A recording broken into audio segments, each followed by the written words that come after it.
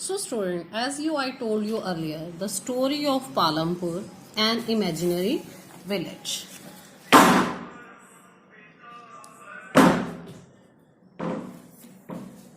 Story of Palampur, an imaginary village.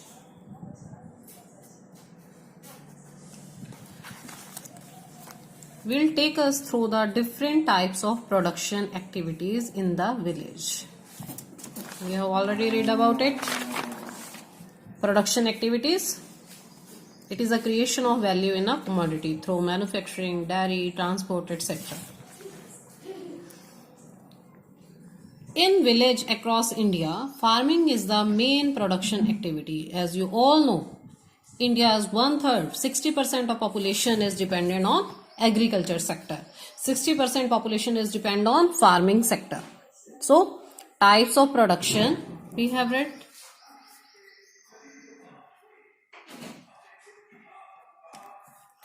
Farming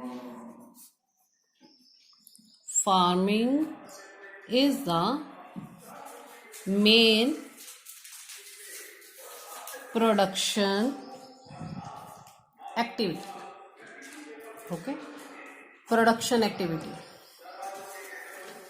The other production activities referred to as non-farming activities. Production activities, that means farming activities.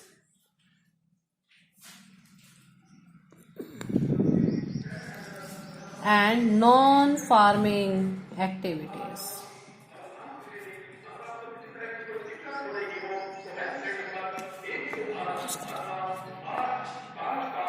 Non-farming activities like a small manufacturing, transport, shopkeeping, etc.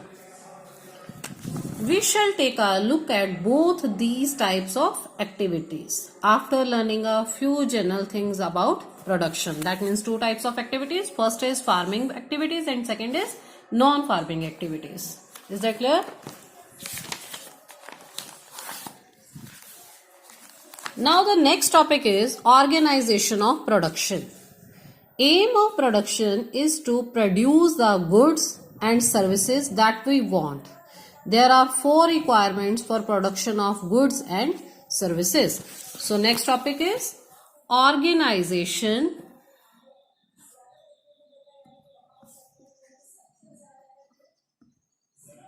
of production, and its aim is to produce.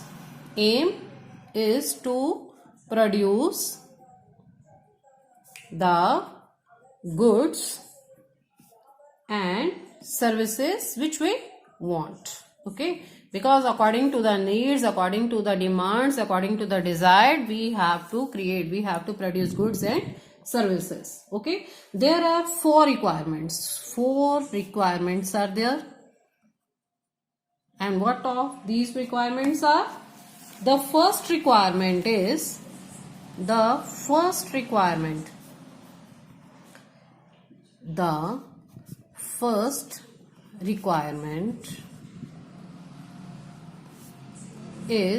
land. Second is labor. And third is capital. Okay. The first requirement is land and the other natural resources such as water, forest and minerals. Second requirement is labor, that is people who will do the work. Some production activities require highly educated workers to perform the necessary tasks, and other activities require the workers who can do manual work.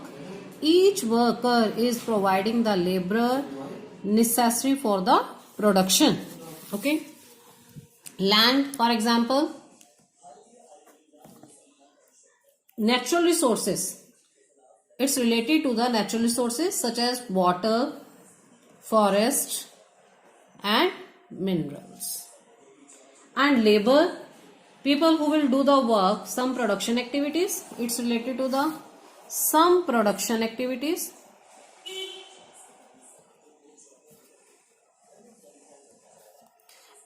And we we need the production activities highly educated persons. Educated persons means skilled workers or skilled workers.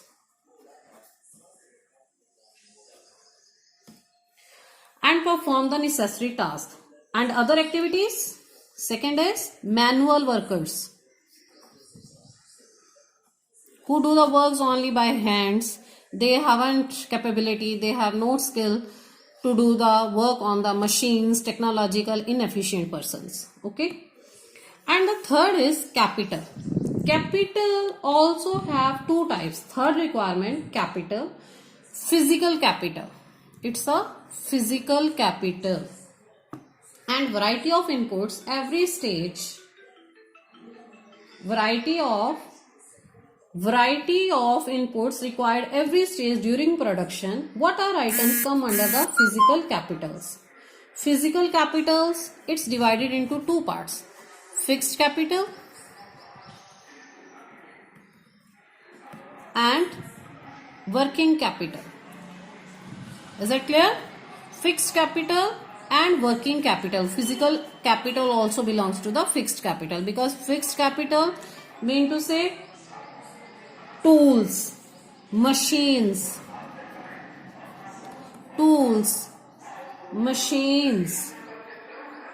buildings. That are the examples of fixed capital.